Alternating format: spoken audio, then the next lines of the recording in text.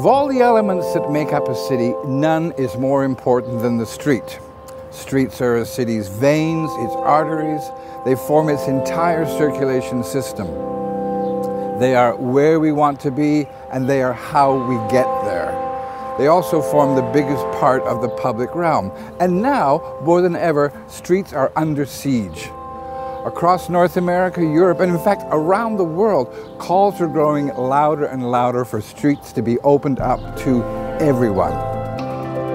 For almost a century, we've been told that streets belong to cars and trucks. Nobody else is allowed on them. That's all starting to change, mostly because cyclists and pedestrians want access to the streets of the city. This pressure is changing the face of cities everywhere, nowhere more so than here in Toronto.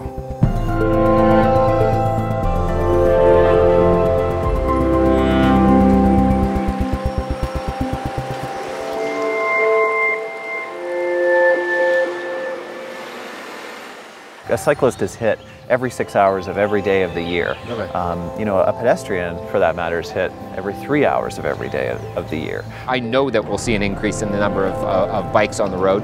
You have 250 people in a streetcar that are stuck behind one car turning left, and that's where the congestion is. There's some bike riders and drivers who don't know the rules of the road and what they're supposed to do, and then they get angry at each other, and it further sort of divides us, and we don't need to be doing that. I'm here today with Cherise Berta. She's the executive director of the Ryerson University City Building Institute. She's been studying cities for a long, long time, so we wanted to have a chat with her. Cherise, thank you for coming this morning. We're interested in streets, and the argument is that streets in the 21st century are under siege. They are hotly contested spaces. People want access to them in a way that they haven't had before, and I want you to tell me whether you've noticed that. Yeah, I think we are actually at a point, we're at a turning point, and I think that we're seeing now more than ever this desire for cities to take back streets for people. And I think it's a convergence of a lot of things, that our population is moving back into the cities. 80% of Canadians live in urban areas, and so we are vying for a type of livability. We're trying to create community and urban villages, and it's difficult to do that when most of the space is dedicated to vehicles. If you ask 100 Torontonians what's their favorite street in the city, 70, maybe even 80 would tell you it's this, Collard Street, specifically the stretch between, let's say, Bathurst and Ossington, Little Italy as it's known. And it's not hard to understand why. Not because the architecture is so great, not because it's so elegant, because it really isn't. The traffic is slow enough that people on bikes feel comfortable using this portion of Collard Street. That's an important fact. Then you have the sidewalks, which are a little wider than usual, which means that there's lots of room for pedestrians, outdoor cafes, and all that kind of stuff.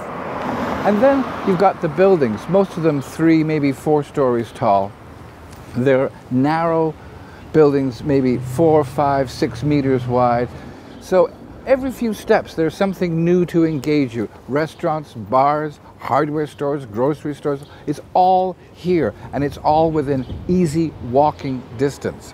And if you look carefully at the buildings, you'll notice that most of them were built in the late 19th and early 20th centuries. In other words, they were constructed before the car.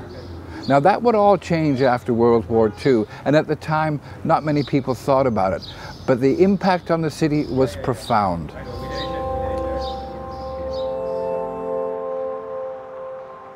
This is what happens when we build cities for cars instead of people.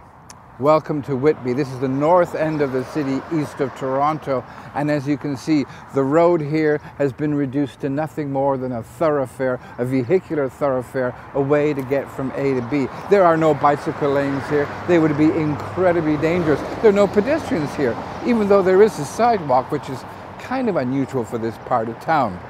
Where does the activity happen? Well, it's either at home in a subdivision over here, or in the mall over there. The Walmart, the LCBO, all those kinds of things, surrounded by parking for thousands and thousands of cars. is a degraded and rather bleak landscape. And oh, by the way, there is a bike rack in front of the Walmart. Of course, it's empty. To show you what I mean, we've come to a subdivision just down the road from the Walmart. And as you can see, there's not a whole lot of pedestrians on these streets. In any direction you look, they're empty. And there are no cyclists either. And in fact, each house here looks like a life support system for a pair of cars.